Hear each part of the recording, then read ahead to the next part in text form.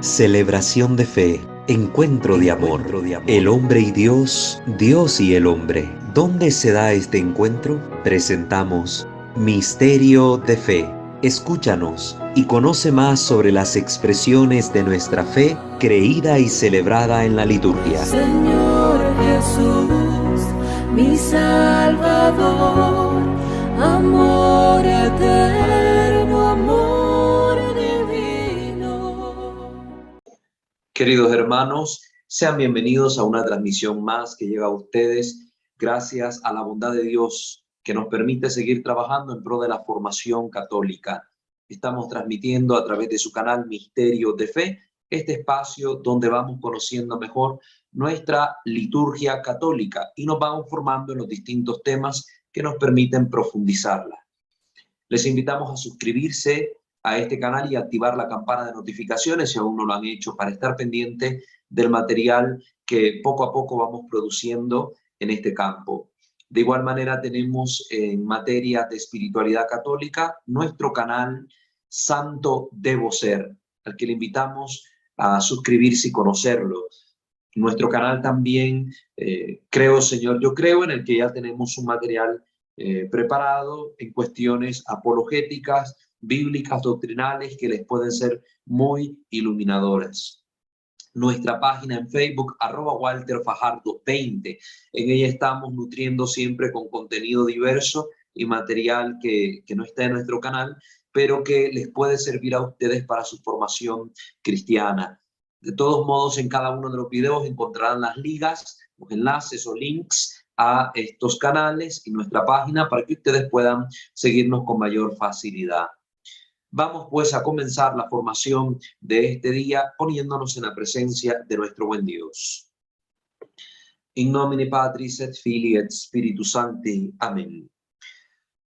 Señor Dios nuestro, te bendecimos, te alabamos, te glorificamos y te damos gracias porque nos permites continuar nuestro proceso de formación en la fe. Ilumínanos, oh Dios bendito, con tu Santo Espíritu, que Él nos vaya guiando y dándonos las pautas y las luces necesarias para comprender los temas aquí expuestos.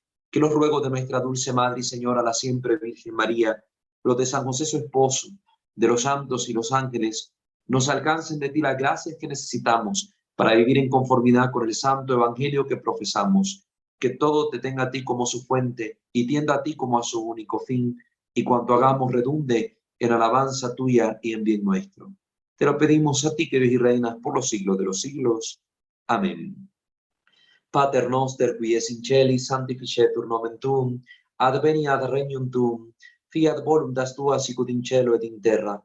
Panem nostrum quotidianum da nobis hodie, et dimite nobis debita nostra, sicut et nos dimitimus debitoribus nostris, et ne nos inducas in tentationem, sed libera nos a malo. Amén.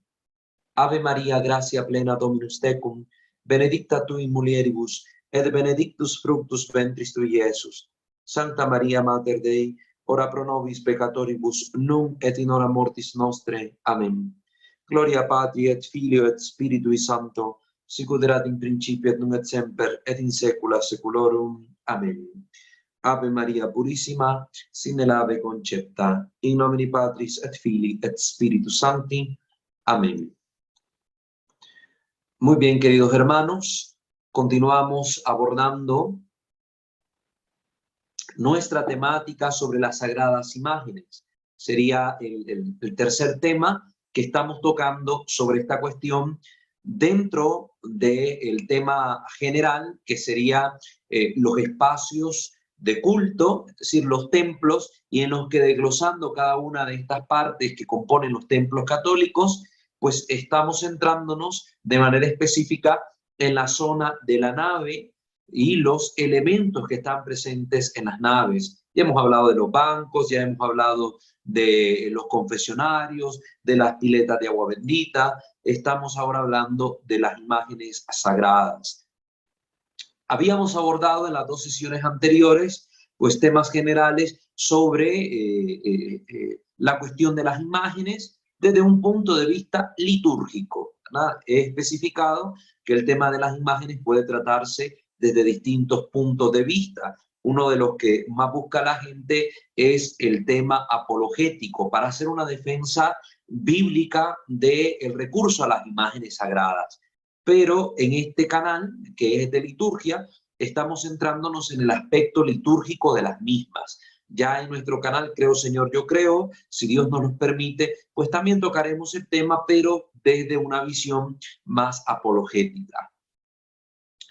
Habíamos tocado en la sesión anterior lo que decía el catecismo de la Iglesia Católica. Habíamos terminado con ese documento eclesiástico. ¿Qué dice el catecismo sobre las sagradas imágenes? Habíamos abordado también las referencias a estas que se encuentran en el bendicional y dimos varias explicaciones al respecto. También hicimos mención de lo que dice la instrucción general del misal romano y habíamos quedado de abordar ahora que trata sobre las sagradas imágenes el directorio sobre la piedad popular y la liturgia, principios y orientaciones. En este documento de la Iglesia vamos a encontrar en la sección sobre las imágenes sagradas qué va a decir la Iglesia al respecto, a partir del numeral 238. Entonces, de ahí vamos a leer en adelante. Este numeral comienza citando nuevamente el concilio de Nicea, el segundo concilio de Nicea, que resuelve la famosa disputa sobre los íconos, ¿verdad? El tiempo de la iconoclasia que se vivió en la región, sobre todo del Imperio Romano Oriental. Vale la pena volver a leer un poco este texto, aunque ya se ha mencionado en el Catecismo de la Iglesia Católica, numeral 1161, que la vez pasada leímos. Solo lo voy a mencionar nuevamente para refrescar un poco la idea, y ya que es un texto fundamental en esta cuestión, pues considero que no está de más darle lectura. Numeral 238, repito, del Directorio sobre la Piedad Popular y la Liturgia. Fue especialmente el Concilio Niceno II el que dijo, siguiendo la doctrina divinamente inspirada de nuestros santos padres y la tradición de la Iglesia Católica, el que defendió con fuerza la veneración de las imágenes sagradas. Dice el concilio, definimos con todo rigor e insistencia que a semejanza de la figura de la cruz preciosa y vivificadora, las venerables y santas imágenes ya pintadas, ya sea en mosaico o en cualquier otro material adecuado, deben ser expuestas en las santas iglesias de Dios, sobre los diferentes vasos sagrados, en los ornamentos, en las paredes, en los cuadros, en las casas y en las calles, tanto de la imagen del Señor Dios y Salvador nuestro Jesucristo, como de la Inmaculada Señora nuestra, la Santa Madre de Dios, la Virgen María, de los santos ángeles, de todos los santos y los justos. Eso es lo que definió el segundo concilio de Nicea. Los santos padres encontraron en el misterio de Cristo, verbo encarnado, imagen de Dios invisible, como dice Colosenses 1:15, el fundamento del culto que se rinde a las imágenes sagradas. Ha sido la santa encarnación del Hijo de Dios la que ha inaugurado una nueva economía de las imágenes. Ya hablamos sobre este punto. Este es el sentido fundamental. Recuerden, a Dios no se le conocía en el Antiguo Testamento, el Dios invisible. Se manifestaba de distintas maneras, a veces a través de signos portentosos como la zarza ardiente, o a veces también a través de sus ministros, los ángeles. Pero llegada la plenitud de los tiempos, el Verbo Divino se encarna en una mujer, la Santísima Virgen, y toma carne de nuestra carne, participa de nuestra naturaleza y nos hace a la vez partícipes de su naturaleza a través de la redención y los sacramentos que instituye. Pero en este hecho fundamental, en la encarnación, hemos podido ver el rostro de Dios invisible. Dios que no era conocido en el Antiguo Testamento en cuanto a su imagen, un rostro propio, porque es espíritu puro, se da a conocer ahora injertándose en el tiempo y en la historia, tomando carne de nuestra carne, en todo igual a los hombres, menos en el pecado. Y porque Dios ha tomado carne, porque se ha presentado de forma visible ante los hombres, ahora los hombres pueden representar imágenes de este Dios único y verdadero que se ha dado a conocer. Y es por eso que comienza toda una iconografía cristiana a partir de este acontecimiento fundamental. Dice el numeral 239. La veneración de las imágenes, sean pinturas, esculturas, bajorrelieves u otras representaciones, además de ser un hecho litúrgico significativo, constituyen un elemento relevante de la piedad popular. Los fieles rezan ante ellas tanto en las iglesias como en sus hogares. Recordemos que estamos hablando de las sagradas imágenes. Hay imágenes que tienen en la iglesia un sentido ornamental, cruces que decoran ornamentos, que decoran bancos, imágenes de la Virgen o signos marianos que están en portadas de libros, en pequeñas estampitas. Estas son imágenes que pertenecen precisamente a esta colección de signos cristianos que de una u otra manera embellecen la liturgia. Pero las imágenes sagradas son aquellas que se tallan o se pintan o se realizan con el fin de que en la iglesia se les tributen culto. Ya he especificado que hay distintos tipos de culto y que tenemos el video que habla sobre este tema, y siempre les dejamos el enlace a él, que es el que hicimos con Fray Claudio, en colaboración con Fray Claudio Calderón. Entonces, estas imágenes son las que consideramos sagradas, imágenes que se realizan, se bendicen y que se exponen con el fin de que los fieles puedan venerarlas.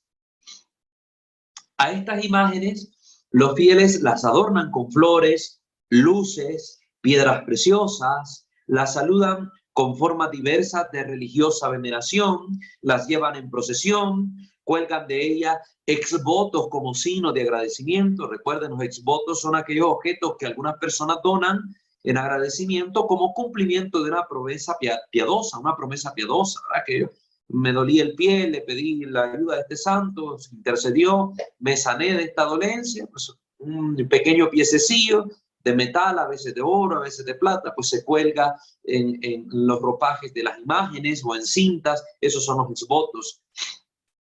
Y las personas, pues estas imágenes que saludan, que la llevan en procesión, también las ponen en nichos y templetes en los campos, en las calles o en sus hogares. Nos dice aquí este numeral. Entonces es importante ver todos estos signos reflejan la piedad del pueblo. Piedad es, pietas, viene de un amor filial hacia Dios y hacia todo aquello que tenga relación con Dios. Las imágenes, al llevarnos, al transportarnos en nuestro corazón hacia algo que está más allá, que trasciende la materia de lo que está hecha, al relacionarnos con Dios, pues para nosotros son dignas de amor, de cuidado y un trato especial. Y por eso tenemos toda esta parafernalia de signos de veneración que realizamos para con ella, que al final son muestras de amor, son muestras de cariño. Ninguna de estas, para un cristiano formado, son un signo de adoración a la imagen en cuanto tal.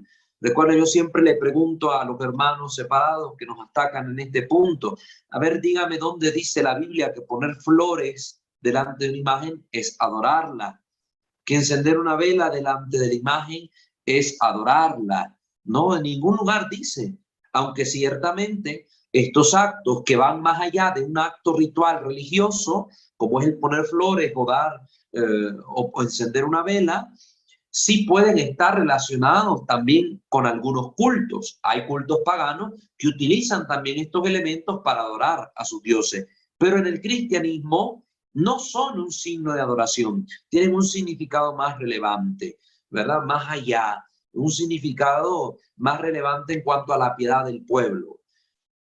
Por ejemplo, la vela, que representa, ya lo he explicado en varias ocasiones, la luz de Cristo, signo de nuestra fe. Cuando la encendemos delante de una imagen, recuerda nuestra fe en la comunión de los santos, en la intercesión de ellos, que nuestra fe puede alcanzar de Dios lo que sus santos le pidan. No es un signo de adoración, ¿verdad? Ponerle flores es un signo de amor, de cariño para aquella persona que está representada en la imagen.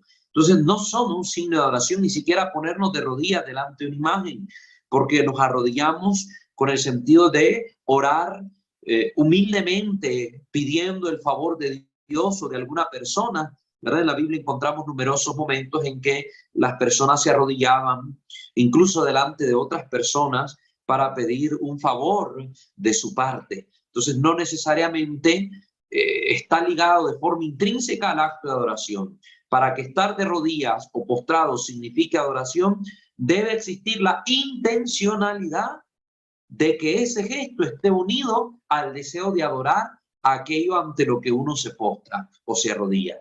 Entonces, yo me puedo arrodillar delante de mi papá, delante de un rey, no sé, delante de algo más o de alguien más. Y no necesariamente significa adoración, puede significar respeto, humildad, una súplica, pero cuando lo hago delante del Señor, yo me postro, también tengo la intención de adorar a Dios con ese gesto. Entonces, ahí sí, el gesto se vuelve elocuente con la intencionalidad y representa adoración. De lo contrario, no puedo yo suponer, como hacen los protestantes, que por estar postrado o arrodillado delante de una imagen, yo ya estoy adorando a esa imagen. Por eso la importancia de la formación, para que nosotros como católicos también comprendamos bien estas cosas y evitemos hacer actos o decir cosas que no son cristianas y que pueden rozar un malentendimiento, especialmente con la idolatría. Continúa el numeral. Sin embargo, y resalto estas palabras, la veneración de las imágenes, si no se apoya en una concepción teológica adecuada, puede dar lugar a desviaciones. Miren que la iglesia es sabia y está dando esta explicación que es necesario leer. La veneración de las imágenes, si no se apoya en una concepción teológica adecuada, puede dar lugar a desviaciones. ¿Cuáles son estas desviaciones? Bueno, que la gente crea que las imágenes son en las que en sí mismas tengan poder de hacer milagros. Ya hemos explicado que no, pero hemos dicho, tomando la escritura, el libro de sabiduría, cómo Dios puede servirse de estas para realizar milagros. Entonces son instrumentos de Dios, como lo fue la serpiente de bronce en el desierto, ¿verdad? Que Dios la utilizó para sanar a los que habían sido mordidos en el pueblo de Israel, a los israelitas en el desierto. Pero no era la imagen la que tenía poder. Cuando el pueblo se apegó a la imagen y no a Dios, ahí vino una desviación y convirtieron aquella imagen en una fuente de poder, según ellos, que debían adorar. Es decir, la transformaron en un ídolo y la adoraron como tal. Le pusieron por nombre Nehustán y le rendían un culto como divinidad. Entonces ahí Dios mandó luego a que esa imagen fuera destruida. Hubo una desviación en el pueblo y a veces entre los creyentes se da estas desviaciones porque no hay una suficiente formación ni de parte de los fieles por propio interés y a veces ni de parte de los pastores para corregir ciertas desviaciones. Y ojo, porque a veces es la gente la que se resiste. Los pastores quieren corregir algún exceso, alguna desviación y la gente no se deja corregir.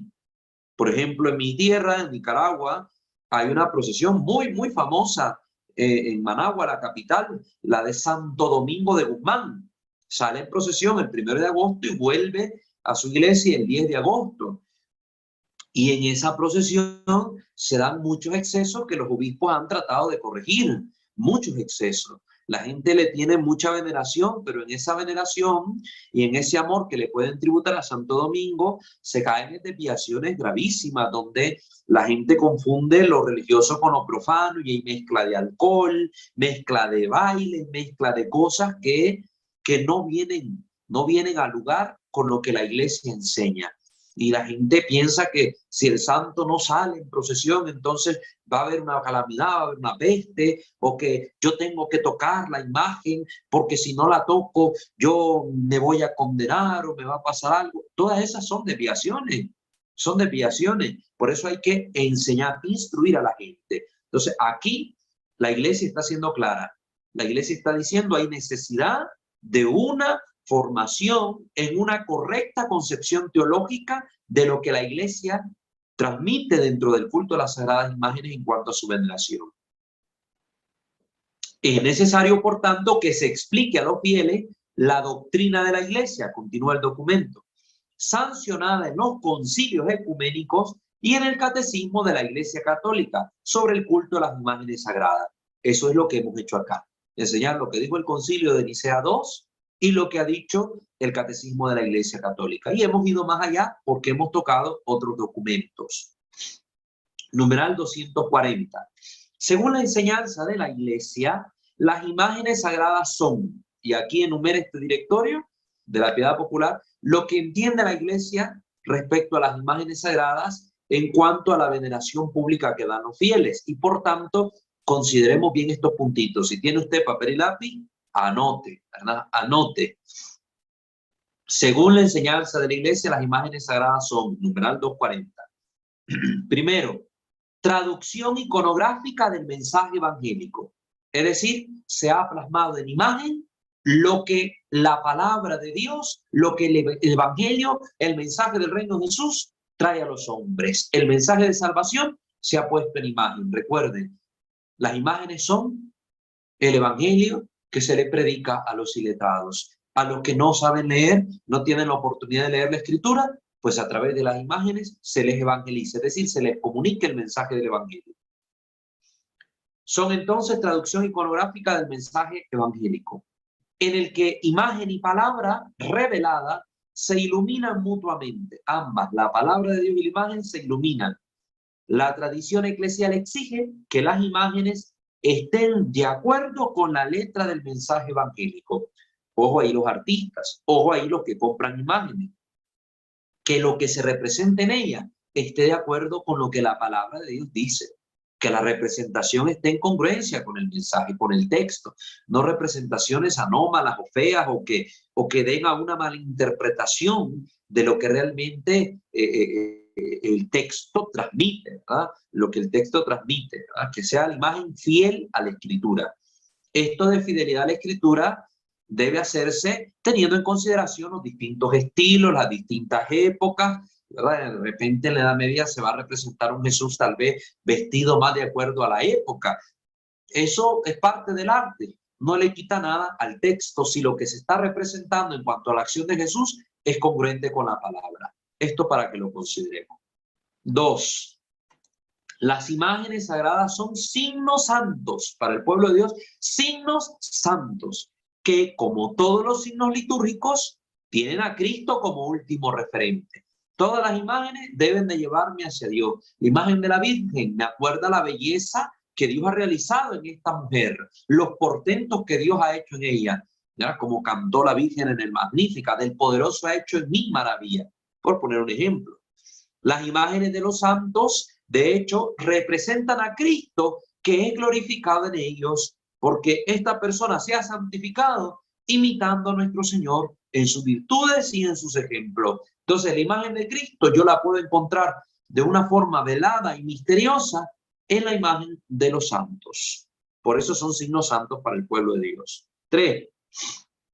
Las imágenes sagradas son la memoria de los hermanos santos. Miren qué bonito. Que continúan participando en la historia de la salvación del mundo y a los que estamos unidos, sobre todo en la celebración sacramental. Entonces, estas imágenes nos recuerdan estos hombres de distintas épocas, un San Francisco de Asís, un Padre Pío, una Santa Teresa de Ávila, un San Francisco de Sales, hombres de otras épocas, de épocas pretéritas, pero que siguen estando con nosotros porque participan de la gloria de Dios y están en el cielo. Y cuando celebramos la liturgia, pues en nuestros templos nos recuerdan que la iglesia terrestre, la iglesia peregrina, participa con la iglesia purgante, pero también con la iglesia celeste de esta celebración y que tributa gloria a Dios la iglesia como esposa de Cristo y cuerpo místico de Él. Entonces, que estamos en la liturgia celeste, en comunión con los santos, cuando celebramos la misa y vemos las imágenes sagradas alrededor. Por eso en muchos templos, sobre todo de la Iglesia Católica Oriental, veremos grandes iconostasios, que son estos como retablos donde están puestas varias imágenes de los santos, ¿verdad? En esa parte especial donde se lleva a cabo la divina liturgia y que recuerda precisamente esto, que el cielo ha bajado a la tierra en el Santo Sacramento y que la tierra ha subido al cielo. 4. Las imágenes sagradas ayudan en la oración. ¿Por qué? porque la contemplación de las imágenes facilita la súplica y mueve a dar gloria a Dios por los prodigios de gracia realizados en sus santos. Qué hermoso esto.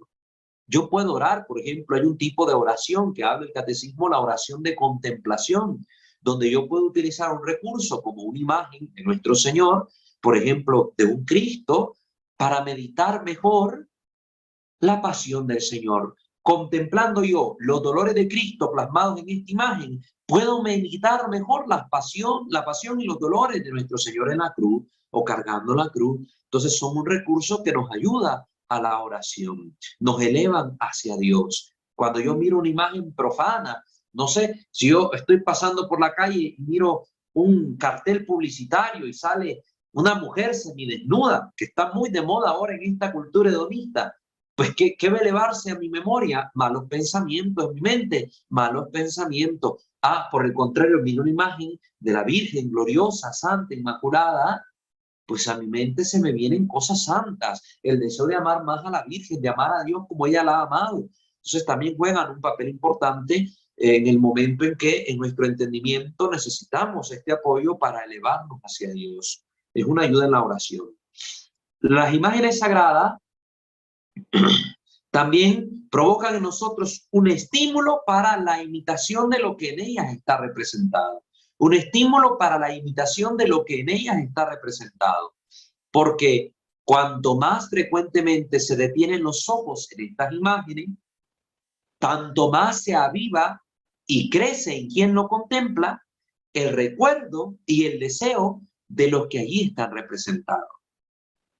El fiel tiende a imprimir en su corazón lo que contempla con sus ojos. Si yo contemplo una imagen de los santos mártires, yo plasmo ese deseo en mi corazón de morir por Cristo, de atreverme a derramar mi sangre como esos hermanos lo hicieron. Es decir, arde más en mi corazón ese deseo. Las imágenes nos ayudan también en este sentido. Son un estímulo, una imagen verdadera del hombre nuevo. Eso es lo que yo logro ver en las imágenes de los santos. Un hombre nuevo transformado en Cristo mediante la acción del Espíritu y por la fidelidad a la propia vocación. Qué hermoso. Este hermano pudo, ¿por qué yo no? Si esta persona pudo vencer sus pasiones, ¿por qué yo no voy a hacer el intento? ¿Por qué si esta persona pudo ser fiel a su vocación, no sé, los padres de Santa Teresita, fiel del uno al otro hasta la muerte, casados, ¿por qué yo no voy a poder en mi matrimonio ser fiel a mi esposa, a mi esposo? ¿Por qué no si ellos pudieron? Entonces, la contemplación de las imágenes sagradas me invitan también a una imitación de esa vida santa. También las imágenes sagradas, el último punto, son una forma de catequesis. Todas, especialmente los iconos de Oriente, vamos a decir unas palabras sobre los iconos, encierran en cada uno de los elementos que están presentes en ellas, pues alguna enseñanza. Varias de las imágenes sagradas tienen signos que están muy relacionados con lo que estas personas hacían. Por ejemplo, algún signo. Santa Lucía aparece en sus manos con los ojos en una bandeja. Fue martirizada a causa de la belleza de sus ojos, pero sobre todo por la fe en nuestro Señor. Lean el testimonio de su martirio, qué increíble. Entonces, esos signos nos están diciendo la causa de su martirio. Otros santos aparecen con el instrumento de su pasión en las manos, ¿verdad? Otros, por ejemplo, otras imágenes sagradas como el Belén, ¿verdad? El Belén, el nacimiento, tiene elementos que recuerdan a episodios de la Escritura. Por ejemplo, el burro y el buey, que no estuvieron ahí presentes, pero que, según la profecía de Isaías, sí tiene un sentido el burro y el buey. Entonces, yo comprendo mejor la importancia de estos signos en la representación del nacimiento de nuestro Señor, por ponerles un ejemplo. Entonces, son una forma de catequesis, puesto que a través de la historia de los misterios de nuestra redención, expresada en las pinturas y de otras maneras, el pueblo es instruido y confirmado en la fe, recibiendo los medios para recordar y meditar asiduamente los artículos de nuestra fe. ¿Sí? Aquellos que están contemplados en el credo apostólico o el credo niceno-constantinopolitano. Muy bien, esto no lo olvidemos, ¿verdad? Una imagen catequiza. Numeral 241.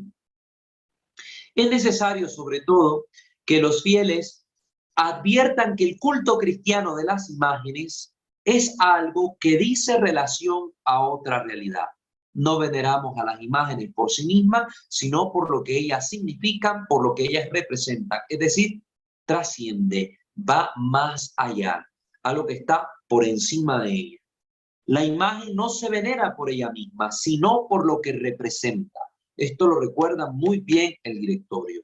Es que cuando yo era católico nunca me dijeron estas cosas. No, hermano, es que usted que ahora es protestante nunca se dio a la tarea de leer lo que la iglesia transmite a los fieles, porque fue perezoso en su formación.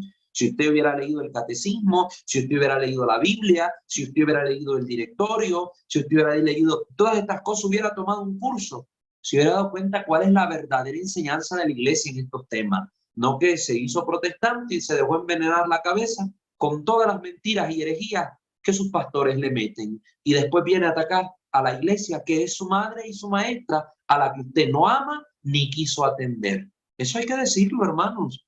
Aquí está la enseñanza de la iglesia. La imagen no se venera por ella misma, sino por lo que representa. Por eso, a las imágenes se les debe tributar el honor y la veneración debida.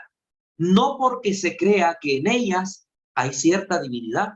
Nadie cree que las imágenes, ni siquiera las de Jesús, son Dios como tal, representan algo. Pero las imágenes no son dioses. Esa es la mentalidad de los idólatras, que creen que una imagen de madera, de oro, de yeso, labrada por manos humanas, pintada como fuera, era una divinidad. Ay, Dios guarde quien se atreviera a tocar la imagen del dios Apolo, ¿verdad? Le caía un rayo del cielo, le caía una flecha de fuego del cielo. No, no, no, no. Las imágenes, son representación. Si se les tiene un trato respetuoso por lo que ellas representan, pero no porque se crea que ellas son una divinidad. O poder, o porque hay en ellas algún poder que justifique este culto. No, sabemos que las imágenes no tienen poder. Dios las puede utilizar y ha utilizado muchas de ellas como instrumento de su poder en momentos específicos de la historia o en episodios de la vida de algunas personas, pero ellas en sí mismas no tienen ningún poder, ni siquiera cuando están bendecidas, no tienen un poder, ¿verdad? Sino que la iglesia ora para que Dios manifieste su gracia a través de esa imagen. Son instrumentos de Dios. O porque se crea que se debe pedir alguna cosa a estas imágenes, o por poner en ellas la confianza.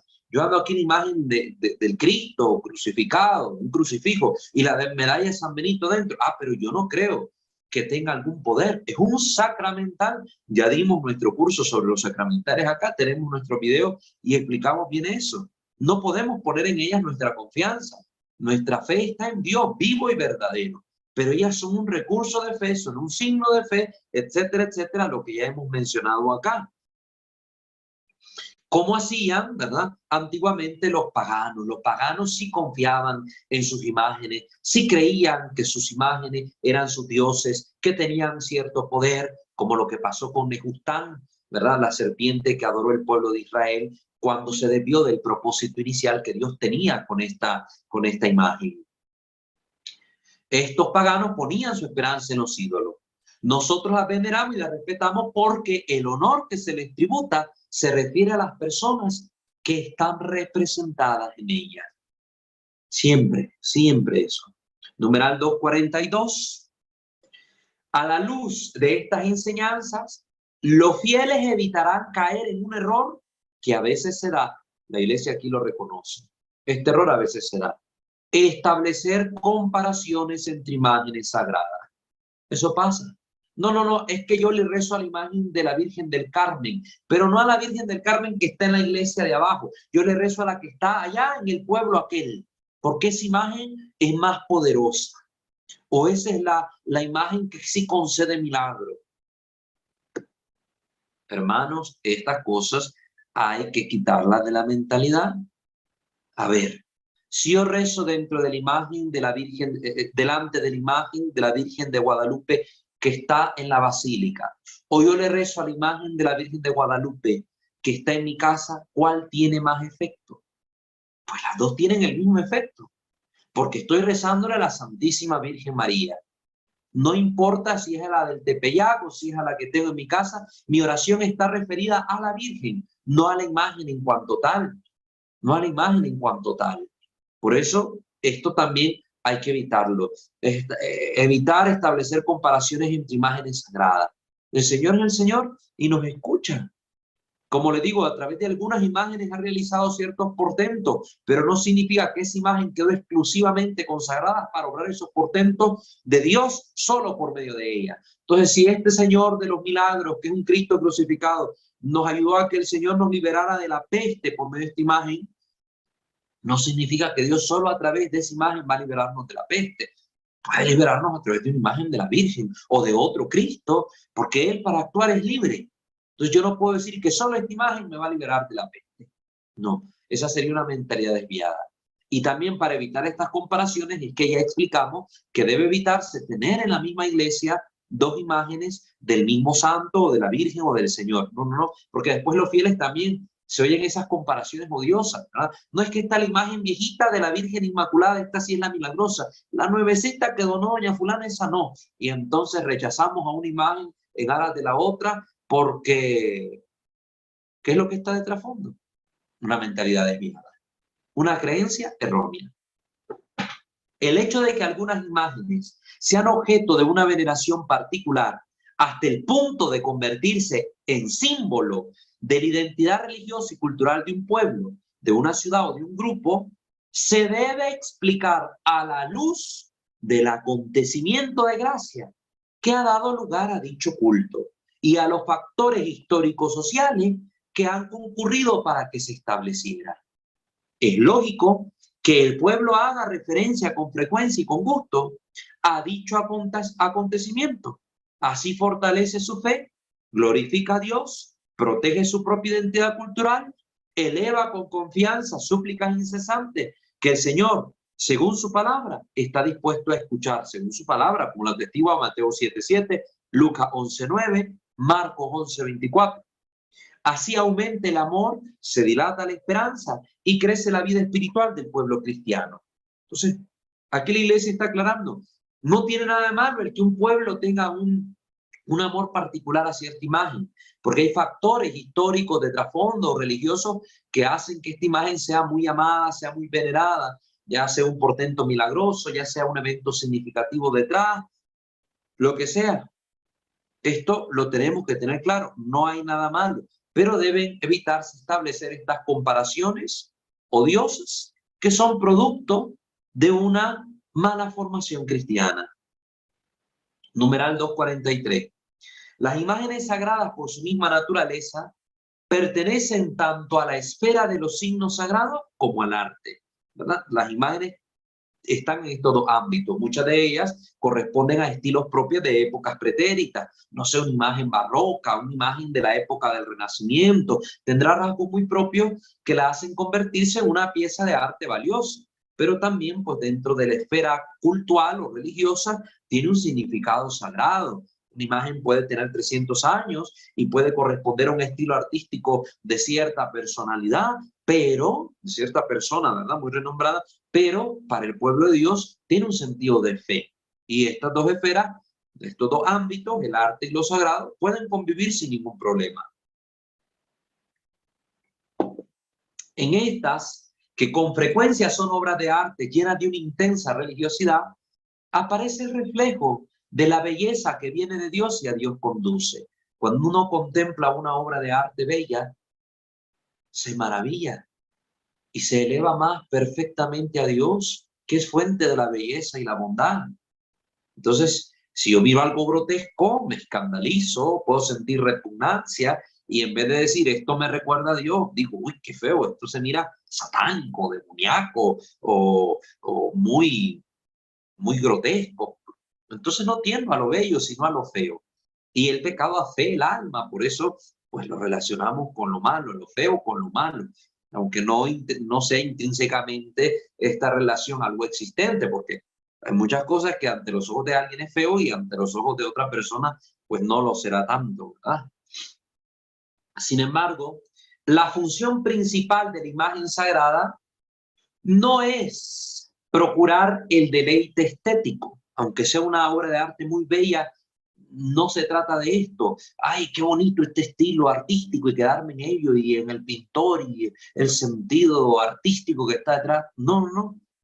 Es ir más allá del deleite estético. Es introducir al hombre en el misterio de Dios. Este es el fin de la imagen sagrada. Aunque sea muy bella, no es quedarme en el deleite estético, sino yo trascender hacia el misterio. A veces la dimensión estética se pone en primer lugar, eso ha pasado, y la imagen resulta más un tema que un elemento transmisor de un mensaje espiritual. Esto pasa con algunas imágenes, ¿verdad? Que por su antigüedad o su belleza pictórica, o lo que fuera, su estilo, etcétera, es más considerada una obra de arte que propiamente una imagen de fe. En Occidente, la producción iconográfica, muy variada en su tipología, no está reglamentada, como pasa en Oriente, por cánones sagrados vigentes durante siglos. Es decir, un icono en Oriente, por ejemplo, el icono del bautismo del Señor, los iconos sobre todo son obras de arte pintadas, plasmadas, ya sean en un pedazo de madera, algún lienzo, ¿verdad? En una superficie plana. Los iconos tienen sus cánones que las regulan. Es decir, si yo pinto el icono del bautismo de Jesús en el río Jordán, pues ya la iglesia, desde muy antiguo en la tradición, tiene establecido que el icono tiene que tener un río, que tiene que aparecer Juan el Bautista, el Espíritu Santo de esta manera, Jesús posicionado de tal manera, y otros elementos que están presentes para significar el sacramento, ¿verdad? El mensaje que el sacramento encierra. Entonces los iconos tienen un gran sentido catequético. En Occidente esta regulación como tal no existe. Entonces hay pintores que van a representar el bautismo de Jesús, pues metido en un río a la mitad del cuerpo, otros que Juan está bañando la cabeza con una conchita, otros que así, otros que asá. Van a tener más libertad. Pero en Oriente sí esto se respeta mucho. Entonces, si un icono no cumple los cánones establecidos, que debe tener como signos propios de lo que está representando, por ejemplo, ese icono, aunque sea una obra de arte bella, no puede ser expuesta a veneración de los fieles en una iglesia. Así de estricta es la iglesia en Oriente en este sentido, y me parece muy bien, para evitar abusos que se ven hoy en templos católicos en Occidente, donde de repente un crucifijo es un pedazo de hierro retorcido y todo malforme, pero que está allí puesto en el templo y es la cruz que preside la iglesia. Qué horroroso. Eso es antiestético, pero sucede. En Oriente eso nunca se va a ver. Nunca se va a ver. Esto no significa, ¿verdad? El hecho de que no existe en la iglesia occidental estos cánones, esto no significa que la iglesia latina haya descuidado la atención a la producción iconográfica. Más de una vez ha prohibido exponer en las iglesias imágenes contrarias a la fe, indecorosas, que podrían dar lugar a errores en los fieles, o que son expresiones de un carácter abstracto, descarnado y deshumanizador. Algunas imágenes son ejemplos de un humanismo antropocéntrico, centrado solo en el hombre, más que de una auténtica espiritualidad. Sí, es verdad que en algunos momentos la iglesia ha llamado la atención sobre esto. Ya leímos también cuando tocamos la Sacrosantum Concilio en cuanto al arte y la belleza, lo que la iglesia estipulaba sobre las imágenes sagradas. Ya hemos hablado de la necesidad de que las conferencias episcopales de cada país tengan una comisión de arte sacro para evitar estas cosas, pero una cosa es lo ideal y otra la realidad palpable ante nuestros ojos. Y en muchas ocasiones pues se logran ver imágenes inadecuadas en nuestros templos. También se debe reprobar la tendencia a eliminar las imágenes de los lugares sagrados, con grave daño para la piedad de los fieles, que es una actitud neoiconoclasta de la época moderna, ¿verdad? Neoiconoclasta, que queremos ahora hacer del templo un espacio más respetuoso con otras religiones, porque a veces en nuestra iglesia se meten evangélicos o llegan a visitar las musulmanes o no sé quiénes, y para que no se ofendan, pues con costo una cruz allá al fondo. No, no, no, no. Se debe reprobar, establece aquí el directorio, se debe reprobar la tendencia a eliminar las imágenes de los lugares sagrados. ¿Es lugar sagrado? Pues que haya imágenes sagradas también. Porque esto, quitarlas puede causar grave daño para la piedad de los fieles, que a veces muchos templos son visitados gracias a estas imágenes sagradas. Hay que decirlo, ¿verdad? Ojalá fuera que porque está ahí el Santísimo Sacramento, como debería ser. Pero la realidad es que muchos templos a veces son visitados por las imágenes que hay ahí. La gente va, vamos a rezarle a la Virgen del Carmen. Vamos, le quiero poner una flor a Nuestra Señora de Fátima. Vamos, visitemos la iglesia. Y se da ocasión para que la gente visite al Santísimo gracias a que ahí está una imagen a la que la gente le tiene mucha devoción. Por eso el director advierte sobre esto. A la piedad popular le agradan las imágenes que llevan las huellas de la propia cultura. Si yo, por ejemplo, busco venerar a María Auxiliadora en China, busquen la imagen ustedes en el motor de búsqueda de Google y se darán cuenta que la imagen de nuestra Santísima Madre tiene rasgos propios de la cultura asiática. Si me voy yo al África, me voy a encontrar a la Virgen con rasgos africanizados. En India, lo mismo va a acontecer. Esto no está en choque con la fe, porque la fe también se inculturiza, así como Dios se inculturizó cuando entró en el mundo, tomó los rasgos propios de una historia, de una época, de un pueblo. Jesús se apareció con rasgos propios del pueblo de Israel. Pero cuando la fe se va transmitiendo a los distintos pueblos, se le quiere mostrar esta realidad a las distintas naciones, que Dios no es un Dios lejano, sino encarnado en su propia realidad, que vive con ellos, que camina con ellos, que sufre con ellos, y por eso a Jesús se le tiende, igual que a la Virgen de los Santos, a representar con rasgos propios de cada época. Esto no atenta a la veracidad de lo que fue nuestro Señor o de los rasgos propios de nuestro Señor, como andan otras corrientes modernas por ahí. No, que dejemos de representar a Jesús ahí todo güerito, todo blanquito, representemos lo negro, que no lo representemos con ojos claros, representémoslo con ojos oscuros para ser más congruentes con la realidad histórica. No, es que hay que entender el proceso de inculturización, hay que entender esta verdad.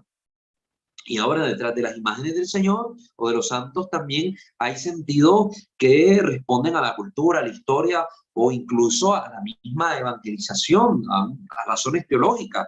Por ejemplo, las imágenes de nuestro Señor Jesús a veces se le representa así, güerito, blanquito, con ojos claros, hermoso, porque dentro de la catequesis iconográfica de la iglesia se quiere representar a Jesús con los rasgos que se describen, con los que se describen al rey David, que era un hombre de buena apariencia, y la Escritura nos da cuáles eran los rasgos de David. Pues se le ponen a Jesús esos rasgos para significar de una forma más elocuente que Jesús es llamado en la Escritura como hijo de David, descendiente de David, de la casa de David, aquel que se sentaría en el trono de David, su padre. Entonces tiene un sentido teológico detrás, catequético. Entonces no es que se le ponen estos rasgos porque sí.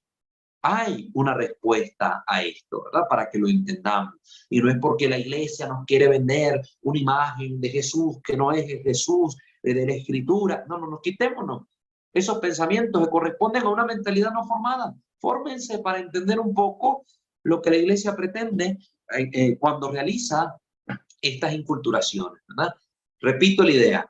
A la piedad popular le agradan las imágenes que llevan las huellas de la propia cultura, las representaciones realistas, los personajes fácilmente identificables, las representaciones en las que se reconocen momentos de la vida del hombre, por ejemplo, el nacimiento, el sufrimiento, las bodas, el trabajo, la muerte. Esto le agrada a la gente, poder ver estos momentos representados en el arte religioso.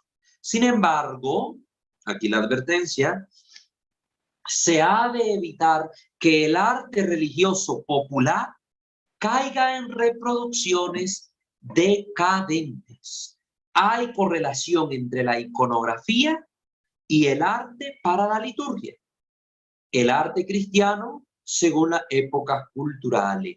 Hay una correlación, sí, pero se debe evitar que el arte religioso popular caiga en reproducciones decadentes.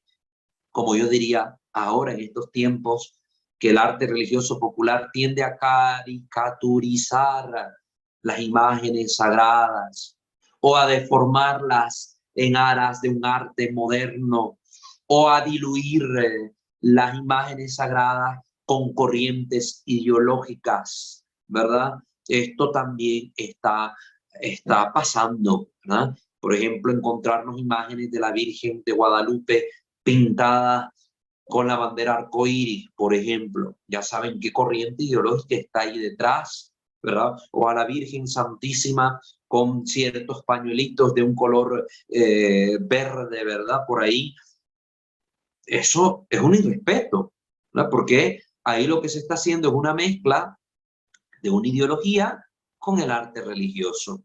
Y entonces, aunque sea un arte que corresponde a la representación según la mentalidad de un pueblo, debe seguir ciertos cánones, que el canon general aquí sería corresponderse la imagen con el sentido de fe, corresponderse la imagen con el sentido de fe de la iglesia, ¿verdad? Lo que la iglesia pretende mostrar a través de la imagen, eso es lo que debe estar siempre de trasfondo. Si no, pues una imagen pues no puede ser tomada como un objeto de fe, ¿verdad? Son imágenes que más bien deberían desaparecer, destruirlas de ser posible, ¿verdad? Destruirlas así tal cual. A mí no me da miedo decirles esto, hay que destruirlas. Cuando una imagen deforma la fe, es un peligro no solo para uno, sino para los demás, y es algo digno de ser destruido, digno de ser destruido.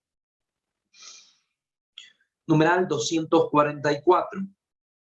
Por su significado cultural, la Iglesia bendice las imágenes de los santos. Por su significado cultural, es decir, porque tienen lugar, estas imágenes tienen una participación dentro del espacio del culto cristiano, sobre todo las que están destinadas a la veneración pública, las imágenes que están puestas en la iglesia, por ejemplo, y pide que, iluminados por el ejemplo de los santos, caminemos tras las huellas del Señor hasta que se forme en nosotros el hombre perfecto, según la medida de la plenitud en Cristo, como diría San Pablo.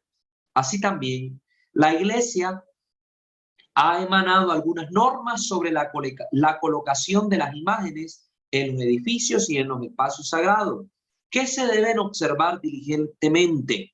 Ya hemos aquí tocado ese tema, hemos visto cuáles son las normas que emanó la Sagrada Congregación de Ritos en su momento, las normas actuales vigentes según la Instrucción General del Misal Romano, las normas del bendicional, etcétera, etcétera, etcétera.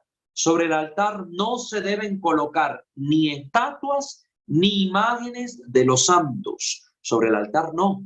Sobre el altar, recuerden, la mesa, la parte de encima, es lo que se llama el altar. No se pueden colocar imágenes. Se colocan en un retablo sobre el altar, ¿verdad? Se colocan en columnas al lado del altar, pero sobre el altar no se deben colocar. Ya hemos mencionado qué elementos son los únicos que se pueden colocar sobre el altar. Si no, pues vayan a ver el video donde tocamos el tema sobre ese puntito, ¿verdad? Sobre el altar. Ni siquiera las reliquias expuestas a la veneración de los fieles. Entonces, las reliquias que son veneradas por los fieles deben tener un espacio propio dentro del templo, ¿verdad? Un nicho, en una pared, en un altar lateral, en la parte de abajo, junto a una imagen del santo al que pertenecen las reliquias, pero estas que son veneradas por los fieles no deben estar sobre el altar, ¿verdad? Sabemos que en el altar se incrustan reliquias, ya hablamos también de eso, y dónde deben ser colocadas. También eso ya lo dijimos, debajo de la mesa del altar. Antiguamente también se exponían algunas reliquias sobre la mesa del altar, sobre ella junto a los candelabros en el rito tridentino, pero que son reliquias que no son expuestas a la pública veneración de los fieles, sino que tienen este sentido de recordarnos la participación de los santos en el sacrificio que se está realizando. Y por eso estas reliquias se ponían y se quitaban, ¿verdad?, para los distintos momentos de las celebraciones litúrgicas. Entonces no son a esas estrictamente las que se refiere acá. Se deben poner sobre la mesa del altar, no se deben poner sobre la mesa del altar este tipo de reliquias que son expuestas a la veneración de los fieles. Corresponde al ordinario, sobre todo al obispo, vigilar que no se expongan a la veneración pública imágenes indignas que induzcan a error o a prácticas supersticiosas. No sé, aquí están venerando en la iglesia de San Judas Tadeo una imagen de San Judas con un montón de monedas en los pies. Pues el obispo debe mandar atención al párroco y decirle, mire, señor cura, esta imagen reemplácela. Esa no es una imagen católica, es una imagen esotérica que tiene una mentalidad de la prosperidad detrás y otros sentidos que no son propios de nuestra fe. ¿Cómo lo sabemos? Por la iconografía propia que debe representar a San Judas Tadeo y que estas monedas no lo representan. Entonces, cosas que induzcan al error o prácticas supersticiosas hay que eliminarlas. Por ejemplo, en una iglesia donde estén expuesta la veneración de los fieles, los 7 arcángeles, hay que eliminar esas imágenes. Se dejan únicamente los 3 arcángeles a los que la iglesia nos tiene permitido rendirle culto. Tiene un culto oficial establecido. San Miguel, San Gabriel y San Rafael. Otros por ahí, esos arcángeles, la iglesia no lo venera. Especialmente proceden del ámbito esotérico. Hay que sacarlos del templo. Hay que destruir esas imágenes profanas, esotéricas, que a veces pues inducen al error y hacen tanto daño a la gente. Esto es lo que pues nos advierte este documento de la Iglesia Católica, ¿verdad?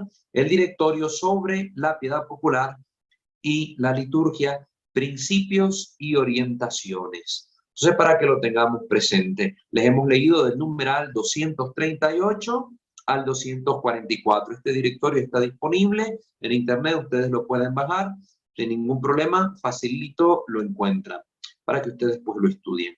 Como ven, fue la tercera sesión sobre el tema de las imágenes y no hemos terminado. Me falta hablar un poco sobre los iconos. Quiero que sepan ustedes algo sobre esta verdad, sobre esta realidad de los iconos en la iglesia. También quiero hablarles un poco sobre el rito de la coronación de las imágenes de la bienaventurada Virgen María, quién lo hace, cuándo se hace. Y por último, dar de forma más explícita algunas indicaciones sobre cómo dispensar con devoción las imágenes sagradas bendecidas que se han roto, ¿verdad? Aquellas que se han roto. Entonces vamos a decir también algunas palabras sobre eso. Lo dejaremos para otra sesión. Esperemos terminar en una cuarta sesión, si no, pues lo alargamos hasta una quinta sesión sobre el tema, sin ningún inconveniente, que para eso estamos aquí, para formarnos en este ámbito. Muy bien, les recuerdo que pueden suscribirse a este canal, Misterio de Fe, activar la campana de notificaciones, visitar nuestros otros 2 canales, Santo Debo Ser en el ámbito de la espiritualidad católica, Creo Señor, yo creo en el ámbito doctrinal apologético y nuestra página en Facebook, @WalterFajardo20. Los enlaces están en la descripción de cada video de nuestros canales. Ahora bien, vamos a abrir los micrófonos para que ustedes puedan participar, realizar sus comentarios, sus preguntas. Quienes nos estén viendo en directo por medio de YouTube, en la caja de comentarios pueden escribirnos, les vamos a dar lectura, y los que estén participando en vivo por Zoom pueden activar sus micrófonos y participar de viva voz, que con gusto pues les escuchamos sus comentarios e interrogantes.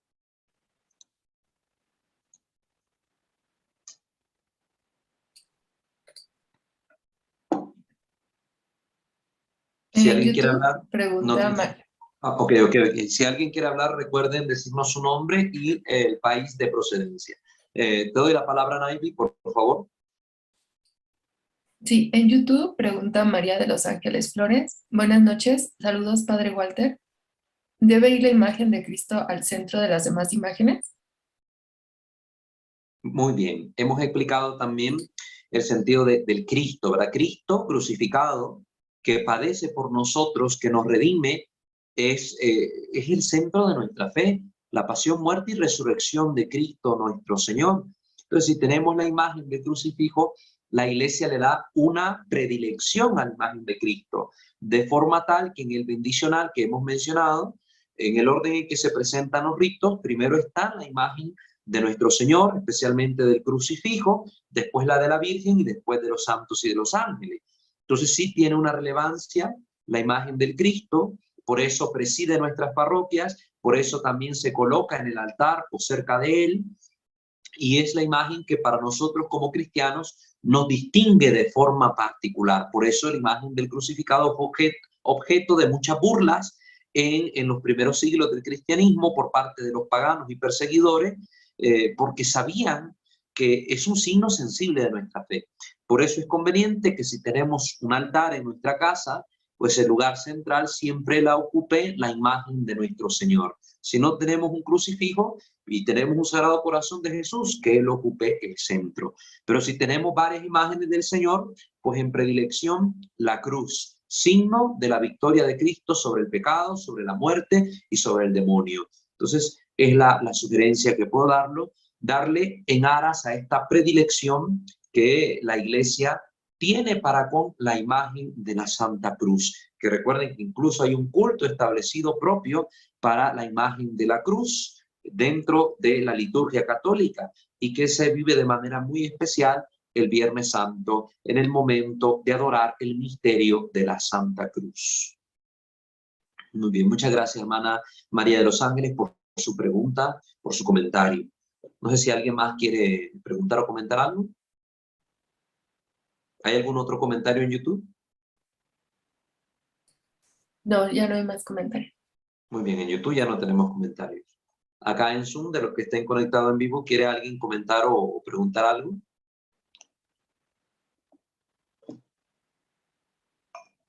No tengan pena, recuerden lo que siempre les he enseñado, ¿verdad?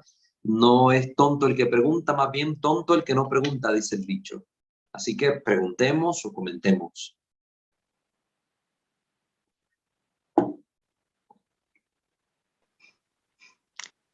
Yo, padre, Rosa Evelia de México. Hermana Rosebelia, le escuchamos. Sí, solamente un comentario. Hace ya tiempo tenía yo una muchachita que me ayudaba aquí en la casa. Ella era testigo de Jehová. Mis hijos en ese entonces estaban pequeñitos y les trajo un libro para leerles y decirles cosas. Yo le dije que me sí, que me lo permitiera para verlo. Eran historias para niños, pero vienen así como en la atalaya con imágenes. Y a mí me llamaba la atención la figura de un hombre que se repetía muchas veces. Entonces le pregunté quién era y me dijo que era Jesús. Entonces me di a la tarea de estarlo observando. No me decía para nada al Jesús al que yo estoy acostumbrada a ver. Era la figura de un hombre un tanto grotesco, de cuerpo así como robusto, fuerte, de labios muy gruesos, cabello muy, muy rizado, cortito, y con la mirada un tanto atontada. Entonces yo le pregunté que por qué lo ponían así y me dijo que porque él era alguien completamente manso. Pero yo le dije, la verdad es que no lo refleja. Yo le enseñé las imágenes que tengo yo de Jesús y le dije, míralo, de verdad, míralo y dime qué te provoca. Míralo. Entonces ella lo miró y me dijo eso, pues tiene una mirada muy dulce y me da paz. Y le dije, ahora mira tu Jesús. Le dije, ¿de verdad te transmite eso? Le dije, porque yo lo veo y se me hace más bien la figura de alguien atontado, y de alguien a quien no reconozco. Sí. Y me decía eso, que nunca se había puesto a pensar cuántas cosas podían decir una imagen. Y ahorita que estaba hablando del tema, recordé todas esas cosas que sin querer salieron en ese momento, pero que tienen todo un sentido, toda una catequesis detrás. Así es. Muchas gracias, padre. Gracias a usted, hermana Rosebelia. Y ciertamente esto sucede con los hermanos separados y con los que no son hermanos, porque los testigos de Jehová no son hermanos nuestros, no consideran a Dios, como nosotros, la Santísima Trinidad. Entonces, estas personas hay que tener presente, no ven en las imágenes un objeto de fe, ni mucho menos un trasfondo espiritual o catequético o teológico detrás. Para ellos, cuando hacen uso de las imágenes, son simplemente un recurso pictórico para ilustrar sus documentos o sus boletines entre comillas, propaganda de evangelización, pero no tienen el sentido que tienen para nosotros. Por ello, los artistas verdaderamente cristianos y que elaboran las imágenes para ser expuesta a veneración de los fieles, ya sea con culto público o privado, tienen en cuenta este hecho, el sentido espiritual que hay detrás. Entonces, al reflejar, al hacer una imagen de Cristo, buscan reflejar, si es en la pasión, pues el dolor que Cristo vive en la cruz. Si es la imagen de la misericordia, pues un Jesús que con su mirada te diga mucho, te transmita ternura, te transmita paz, porque hay un sentido espiritual detrás de las imágenes, porque estas son expuestas como un recurso de piedad para los fieles. En las otras creencias religiosas no sucede esto. Por eso no hay este cuidado, no hay este detalle para con las imágenes. Ahora, además hay que considerar otro hecho, que se busca presentar lo más distintamente posible la imagen de Jesús que tienen ellos de la imagen de Jesús que tenemos nosotros. Para el cristiano católico, pues la imagen de Jesús es esta que se nos ha ido transmitiendo, una imagen que remonta la iconografía de las mismas a la sábana santa, que es donde quedó impreso el rostro de Jesús después de la resurrección, una imagen que se nos ha transmitido con un hombre de cabello largo, de barba, con una faz que transmite paz, y una imagen de un Cristo que no va de acuerdo tal vez a los cánones de la época en cuanto a los hombres en general de aquel tiempo. Pues como le digo, Jesús era un hombre de buena apariencia. Dice el Salmo, eres el más bello de los hombres, de los hijos de Adán. Entonces, Jesús tenía una belleza particular. Entre los hombres, era el mejor entre los hombres. Tenía unos rasgos bellos. Entonces, nuestro Jesús en las imágenes es transmitido con estas características de belleza, de ternura, de afabilidad, de compasión, de muchas cosas. Entonces, los protestantes buscan presentarle a sus fieles, a sus seguidores, una imagen de un Jesús distinto a la nuestra, con una doctrina distinta a la nuestra. Entonces, la imagen tiende a ser más frívola, más, una imagen más tosca y que diste de las representaciones de nuestro Jesús en la fe católica, para ir también quitando del imaginario, de la memoria, de la mente de sus nuevos adeptos, pues todo apego a la fe católica, a la fe cristiana. Entonces también es como cierto lavado de cerebro a través de las imágenes, y lo vienen haciendo de esa manera. Entonces a Jesús tienden a representarlo así. Los testigos de Jehová, que son los que más atacan, una de las sectas más peligrosas y que más atacan a los católicos, pues buscan también esto en sus seguidores. Deforman la cruz de Cristo, representan un poste, deforman cómo se ve el rostro del Señor, lo deforman y lo adecúan más a una mentalidad propia de ellos que a lo que realmente se ha venido transmitiendo en la Escritura, en la tradición y a través de la imagen viva de nuestro Señor plasmada en el Santo Sudario, la Santa Síndone de Turín. Entonces esto para que lo consideremos, los factores que están detrás. Ahora ya esto, aparte de los factores culturales que ya he mencionado, pueden buscar imágenes de Jesús en China y van a ver que tiene rasgos muy propios del pueblo asiático, que para un occidental tal vez no dice mucho, pero para un hermano chino, un hermano japonés, un hermano de Filipinas, esos rasgos con los ojos de Jesús un poco más cerrados, con una cara más fina, pues les dice mucho a ellos. A nosotros pues, se nos hace extraño ver a Jesús pintado así, pero es el sentido de la inculturación que respeta, sin embargo, ciertos aspectos que nos permiten decir, ve, ese es Jesús, ese es Jesús. En cambio, uno mira imágenes protestantes y si alguien no le dice que ese es Jesús, no sabemos que Jesús pasa desapercibido, pasa desapercibido. Muy bien, muchas gracias, hermana Rosebelia, por su comentario. No sé si alguien más quiera decir algo o hay alguna otra pregunta en YouTube. Padre, no hay más preguntas. Bueno, no hay más preguntas en YouTube. Dice, ¿aquí alguien quería comentar algo en Zoom? Sí, Jacqueline de Texcoco. Bueno, Hermana Jacqueline, de México, le escuchamos. de México. Sí, padre. Bueno, yo sé que estas imágenes no tienen nada que ver con las que estamos viendo ahorita, pero bueno, quería compartirle que ahora que estuve en el hospital, hay una capilla ahí, y en esa capilla del hospital había varias imágenes de Virgen, de Señor de la Misericordia y así, de varios santos, pero en la parte de hasta arriba había una imagen, una estampa de una imagen de la muerte. Entonces a mí sí como que me estremeció mucho esa parte, pero pues yo la quité, en nombre de Dios la quité y la tiré. Perfecto. Pero pues ahorita que escuché yo que decía usted que cosas que no son imágenes religiosas bien definidas, pues no, debemos de quitarlas y sacarlas, ¿no? Entonces yo en este caso pues hice eso, pero no sé si está bien pues esa parte que yo... Perfecto, muy bien hecho.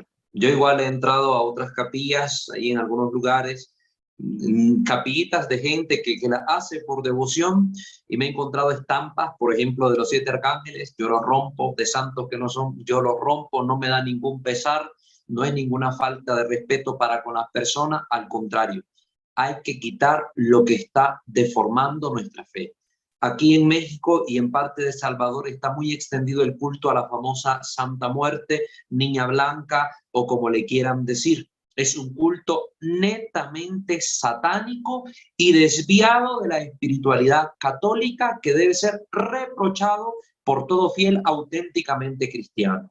No hace mucho miraba un reportaje que le hacían a una famosa señora adoradora de la muerte en Hidalgo, y explicaba los motivos de su fe, y todo lo que decía era un sincretismo de creencia, una mezcla de creencias cristianas y no cristianas, que pobrecita la señora, más extraviado, como dice el dicho, que perro en procesión.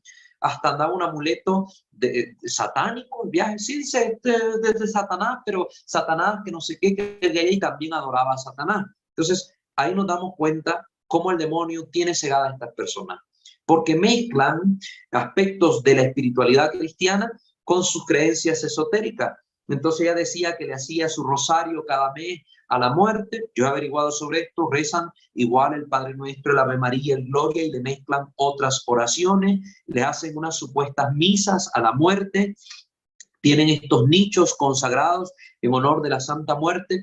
La muerte no es santa para nosotros. La muerte, como cristianos, sabemos que es un momento que se tiene que vivir, una etapa, una experiencia que al final de cuentas resulta agradable en cuanto y tanto que, viviendo según Dios, nos permite el encuentro con el Señor, recibir el premio de todos nuestros trabajos y fatigas, pero sobre todo el encuentro con el amado. Entonces la muerte no es un ente, no es un ser existente, no lo podemos adorar como tal, ahí eso ya es idolatría. Y una desgracia que he notado acá en estas tierras es que encuentro en las calles nichos, pequeños nichos, así como se le dedica a la Virgen o a algún santo o a la imagen del Señor, dedicados en honor de la Santa Muerte, y de personas que se dicen cristianas, católicas. ¡Qué terrible! Un lugar donde se expone un altar, un nicho en honor de un ídolo, como lo es la Santa Muerte, es un lugar que se está maldiciendo, es un lugar que le estamos dando el imperio al demonio, el lugar a Satanás, le estamos dando el lugar a las cosas malas, a que en ese lugar reine las desviaciones, reinen los vicios, reine la maldad. Yo, pues sinceramente, yo, si pudiera, y ojalá se pueda hacer en algún momento, tal vez el Señor me presta la gracia, destruiría cada nicho que me encuentre en honor de ese ser diabólico, porque de católico no tiene nada. De católico no tiene nada.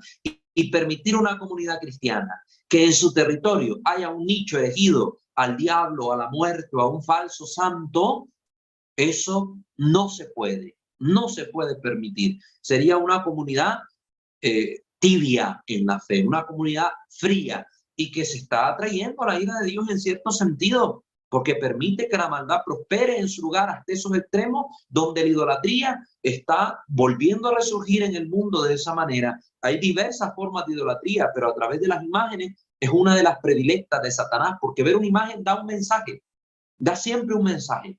Y entonces, al ver estas imágenes expuestas en las calles, sí está causando un grave daño entre los jóvenes, entre los niños, que lo miran como si fuera algún santo católico y lo ven con familiaridad. Y me he encontrado niños y jóvenes que no saben lo que significa la Santa Muerte en cuanto tal, pero ahí andan colgado un dije de la muerte, algo de la muerte. Lo veo en calcomanías pegados en combis, en carros, en buses, en medios de transporte. Eso está dañando nuestra nación, está dañando nuestro pueblo.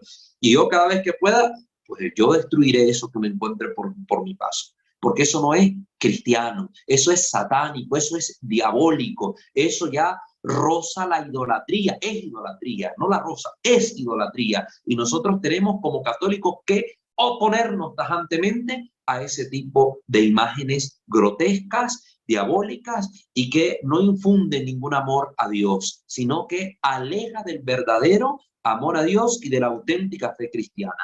Eso se lo digo aquí sin miedo delante de quien sea. Lo he sostenido en frente de seguidores de esta Santa Muerte. Yo ahí se los he dicho de frente, les he dicho: cristianos ustedes no son. No es que yo voy a misa, yo me santiguo, yo creo en la Virgen. Usted no cree en Dios, usted cree en el diablo, usted está engañado por esto y estas razones. Se lo digo con modo, ¿me entienden? Se lo digo más fuerte, pero se lo digo. Yo no me puedo callar ante esas cosas.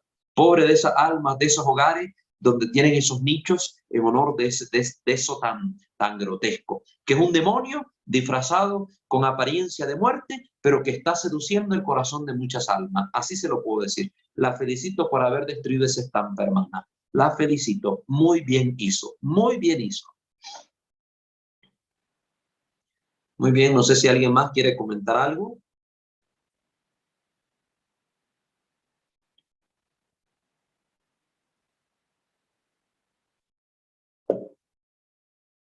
Bueno, parece que ahí se cerró el ciclo de preguntas y respuestas. Muy bien, les invitamos a revisar siempre la descripción de cada uno de los videos. Ahí les dejamos también algunos enlaces y algún otro material que les puede ayudar a ustedes para continuar profundizando el tema de las sagradas imágenes. Entonces, siempre les dejamos en la descripción un poco de la bibliografía que hemos utilizado para que ustedes puedan profundizar su estudio y crecer en sus conocimientos. Vamos a finalizar nuestra sesión de hoy poniéndonos en la presencia de nuestro buen Dios y Señor. Digamos, in nomine Patris et Filii et Spiritui Sancti. Amén. Señor Dios omnipotente, te bendecimos, te alabamos, te glorificamos, te damos gracias por todo lo que nos permite vivir, aprender, conocer. Que todo esto, Señor, sea siempre de utilidad para todos nosotros y para nuestros hermanos en la fe. Que podamos con el conocimiento no hacernos enanos cabezones, Señor, creernos grandes intelectuales, sino con humildad tratar de llevar a otros hacia la luz de la verdad y de la fe. Enséñanos, Señor, las maneras, enséñanos las formas y auxílianos para que en todo te agrademos a ti y no a los hombres, Señor, para que no busquemos el aplauso de la gente, sino tu gloria en cada uno de nuestros actos. Te lo pedimos a ti, que eres y reinas por los siglos de los siglos. Amén. Bajo tu amparo nos acogemos, Santa Madre de Dios. No desprecies las súplicas que te dirigimos en nuestras necesidades. Antes bien, líbranos de todos los peligros, oh Virgen gloriosa y bendita. Amén. Sancte Micael Arcángel, deféndenos in prelio, contra nequitia insidia diaboli est oppressidium.